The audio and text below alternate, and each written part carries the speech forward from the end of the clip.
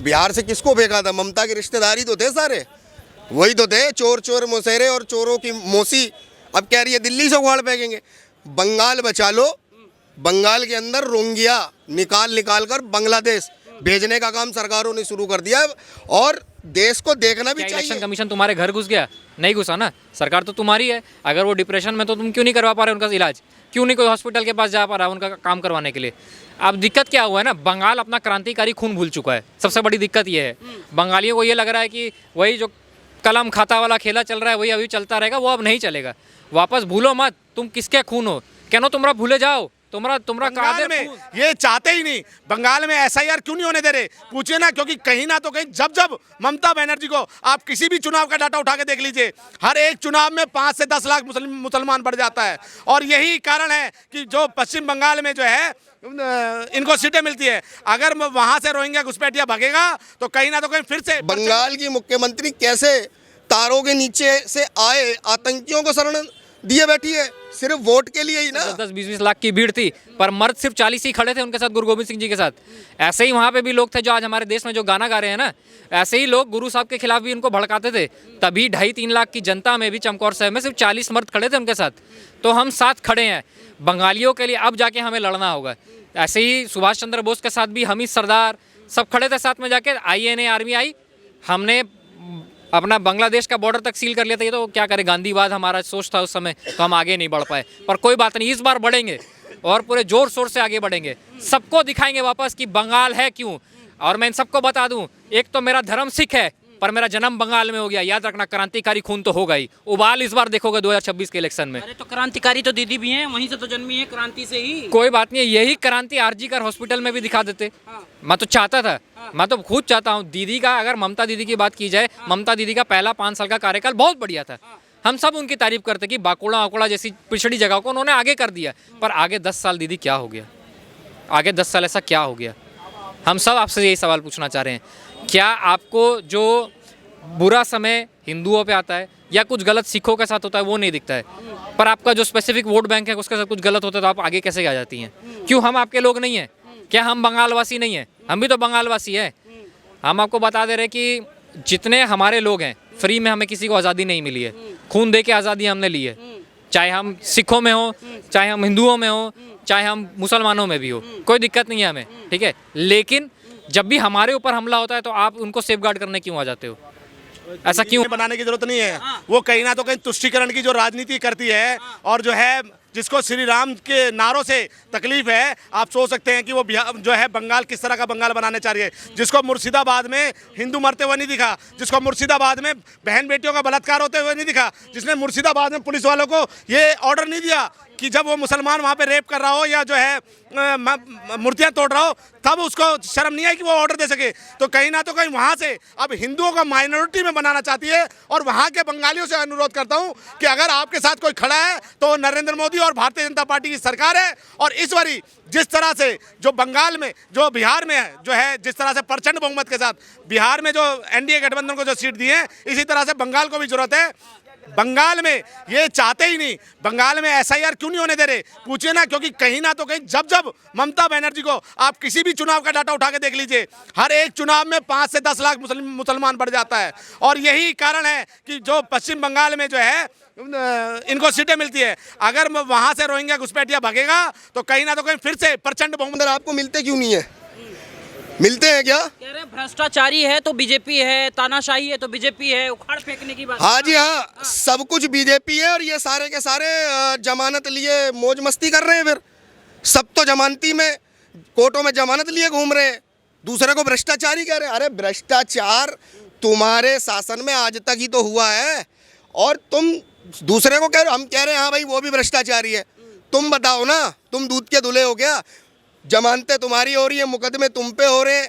बताओ कौन नहीं है विपक्ष का? एक नेता बता दो जिसके ऊपर भ्रष्टाचार का मुकदमा ना हो। बताओ, है कोई एक नेता? कह रहे एक भी अगर गलत वोटिंग कटी तो समझ लीजिए कि हालत खराब कर भी तो यही कह रहे हैं। कुछ नहीं होने वाला, कुछ नहीं होने वाला, किसी से कुछ नहीं होने वाला।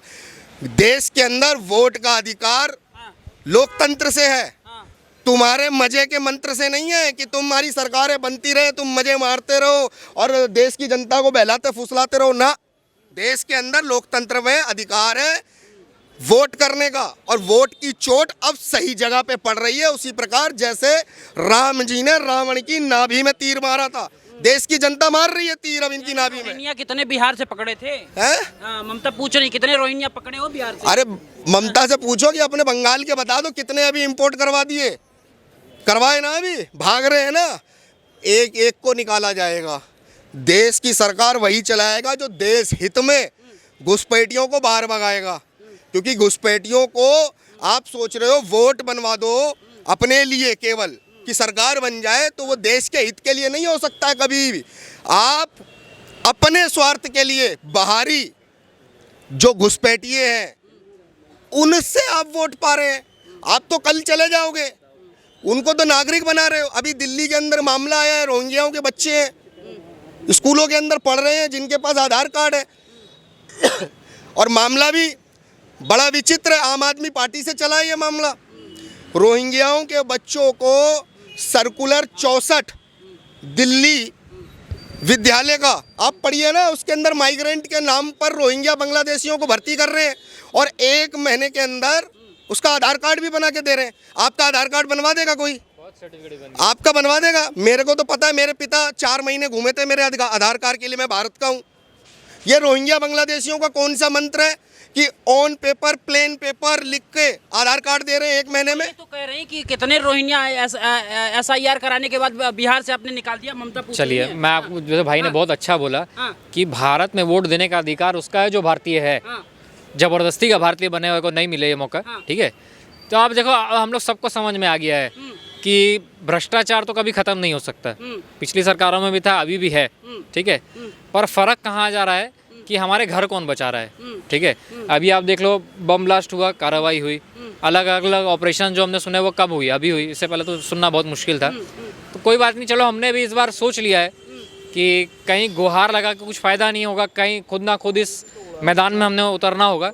तो इस बार सोच लिया है कि 2026 के बंगाल इलेक्शन में खुद खड़े होंगे, कोई दिक्कत नहीं है, लड़ा जाएगा अपने लोगों के लिए। उस पे भी तो काउंटर देना होगा। कह रहे हैं कि शायराना अंदाज में कह रहे हैं, रोशनी चांद से होती है, सितारों से, TMC को वोट दो और किसी पे मत जाओ। अरे ठीक है, कोई बात नहीं है। अगर आपने इतना काम किया है, आप TMC के लिए वोट मांग रहे हैं, मांगो, कोई बात नहीं, ठीक है, कोई दिक्कत नहीं है, हमें उसमें कोई दिक्कत नहीं है। पर जो आप ये कहना चाहते हो कि आपके ऊपर भारत सरकार जो है बुरा कर रही है, कुछ गलत कर रही है, उल्टा फुल्टा कर रही है, तो इसलिए अब हम सब भारतीय समझ चुके हैं आप लोगों का जो गेम है कैसा होना चाहिए, क्यों होना चाहिए। तो अब टेंशन लेने की ज़रूरत नहीं है, मैदान में खुद ब खुद लड़ेंगे। आपको पता है कि जो चमकौर का युद्ध हुआ था ना, वहाँ मर्द सिर्फ 40 ही थे 10 लाख के सामने, ठीक है। वहाँ पर सिर्फ 10 क्या बोलते हैं आपको, 10 लाख के लोग खड़े थे ऑपोजिट में। गुरु गोविंद सिंह जी के साथ सिर्फ 40 मर्द खड़े थे, जबकि चमकौर साहिब की जो जनसंख्या है वो 2.5-3 लाख लोगों की है। क्यों? क्योंकि वहाँ उस समय भी ऐसे ही लोग थे जो गुरु साहब के खिलाफ लोगों को भड़काते थे कि अरे ये तो तुम्हारा परिवार ख़त्म करा देगा, ये तो तुम्हारा वो। अब जब दुश्मन उनके घर चढ़ के आ गया तो क्या हुआ? गुलामी की है तुमने, गुलामी कह रहे हैं खेला होगा, कुछ होगा नहीं। कोई बात नहीं, खेला होना चाहिए, हम खुद चाहते हैं खेला होए। भारत में भारत होने का खिलाड़ी हम खड़े हैं ना, खिलाड़ी खेलने के लिए। आप भी खिलाड़ी बनो, आओ सीधा सीधा लड़ा, और जो वोट दिया जाएगा वो सिर्फ भारतीय ही देगा और कोई नहीं, चाहे वो कहीं का भी हो। भारत का वोट भारत में ही गिरेगा, बाहर वाला वोट बाहर अपने जिस देश में आया वहाँ से जाके दे। कह रहे चुनाव आयोग कायदे से काम नहीं कर रहा है, 28 लोग जो है सुसाइड कर रहे हैं, कोई मर रहा है, कोई किसी तरीके से। चलो ठीक है, चुनाव आया यार, क्या बोला जाए। अब जैसे मेरा देखिए, मेरा धर्म सिख है, जन्म मेरा बंगाल में हो गया है, ऊपर से उबाल है, खून में क्रांतिकारी उबाल है। देश के लिए कुछ होता तो आँख में ऐसा लगता है, दिल में ऐसा लगता है कि तीर लग गए हैं, गोलियां चल पड़ी अंदर। अब बताओ क्या किया जाए? कितनी आवाज़ें हमने उठा दी, भाई तुम क्या कर रहे हो? एक तरफ तुम बोलते हो कि भाई ये बात करवाओ, दूसरी तरफ बोलते हो कि नहीं ये बात गलत है। जब हम अपने लिए बात करने की बात करते हैं तो ऐसा नहीं है कि कोई दूसरा समुदाय हमें गाली दे रहा है, अपने ही लोग गाली दे रहे होते हैं। भैया ममता बनर्जी कह रहे हैं कि इस बार उखाड़ फेंकेंगे। कोई बात नहीं। आप बिहार से किसको फेंका था? बिहार से किसको फेंका था? ममता की रिश्तेदारी तो थे सारे, वही तो थे, चोर चोर मोसेरे और चोरों की मौसी। अब कह रही है दिल्ली से उखाड़ फेंकेंगे। बंगाल बचा लो, बंगाल के अंदर रोहिंग्या निकाल कर बांग्लादेश भेजने का काम सरकारों ने शुरू कर दिया। और देश को देखना भी चाहिए कि बंगाल की मुख्यमंत्री कैसे तारों के नीचे से आए आतंकियों को शरण दिए बैठी है, सिर्फ वोट के लिए ही ना। ये वोट की राजनीति बंगाल की ममता मानो से नहीं है, ये भारत का जो विपक्ष है इसने तारों के नीचे से जितने भी आतंकी म्यांमारी आए हैं, बांग्लादेशी, रोहिंग्या, ये कहाँ है भारत के अंदर? वो सही से काम नहीं कर रहा है। आपने क्या किया उसके लिए? 28 लोग मर कैसे गए? क्या इलेक्शन कमीशन तुम्हारे घर घुस गया? नहीं घुसा ना, सरकार तो तुम्हारी है। अगर वो डिप्रेशन में तो तुम क्यों नहीं करवा पा रहे उनका इलाज? क्यों नहीं कोई हॉस्पिटल के पास जा पा रहा उनका काम करवाने के लिए? अब दिक्कत क्या हुआ है ना, बंगाल अपना क्रांतिकारी खून भूल चुका है। सबसे बड़ी दिक्कत ये है, बंगालियों को ये लग रहा है कि वही जो कलम खाता वाला खेला चल रहा है वही अभी चलता रहेगा, वो अब नहीं चलेगा। वापस भूलो मत तुम किसके खून हो, केनो तुमरा भूले जाओ, तुमरा कादिर खून, तुमरा खून अच्छा सुभाष चंद्र बोस है, वो बोले थे तुम मुझे खून दो मैं तुम्हें आज़ादी दूंगा। आप लोग क्या कर रहे हो? फिर वो लोग भूल गए कि तुम्हारा खून कहाँ से शुरू हुआ।